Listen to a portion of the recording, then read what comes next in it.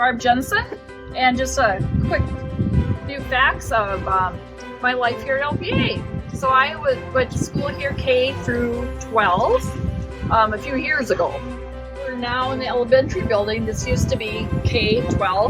The third grade classrooms right now were our back room, as you can tell with the usage of split the room, and now it's in 2 different classrooms.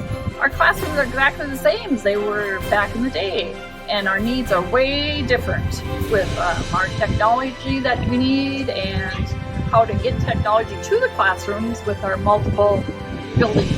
So with our increasing enrollment that we have here, we have no place to put them. Our kids are in janitorial closets and different areas that are not meant for kids.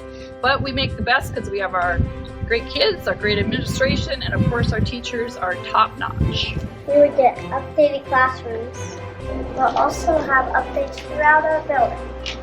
So we can have small group space that is in the hallway.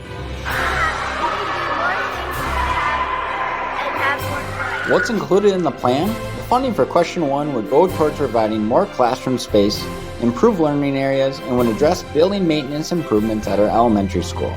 The funding from question 2 would provide more space for career and technical education and small group learning areas at our secondary school.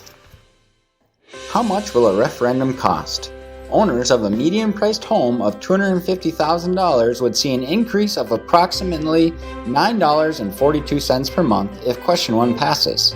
If both questions pass, it would cost taxpayers a total of about $10 per month, or an additional 48 cents per month for Early question 2. voting is now open.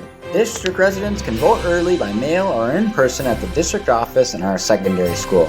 Otherwise, election day is on Tuesday, November 2nd, and residents can vote at either City Hall, Lake Park, or Audubon.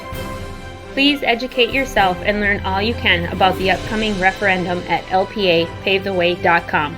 And remember to vote on or before November 2nd.